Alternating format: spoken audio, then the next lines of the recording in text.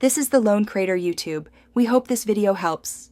You begin by measuring and combining ingredients. This controls texture and sweetness.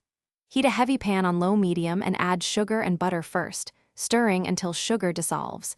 This prevents grainy candy. Once the sugar starts to bubble, add the ground nuts and 1/4 cup milk a little at a time so the mixture stays cohesive. Make sure to stir continuously. You are cooking out moisture and developing the toffee base, which sets the stage for the classic Alewa crunch. Once done with the initial meld, raise heat slightly to concentrate the mixture. You want a thick, paste-like texture in 8–12 minutes.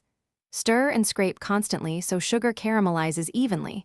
This is why you watch color and smell. Add a splash of vanilla or a pinch of salt now to balance sweetness and enhance aroma. Make sure to test a small drop on a cold plate.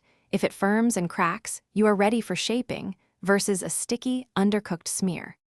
You move quickly to shaping. Pour the hot Alewa onto a greased tray and press to about 1/2 to 1 cm thickness so pieces cut cleanly. While warm, score into squares or diamonds. Make sure to let it cool fully before separating so edges don't crumble.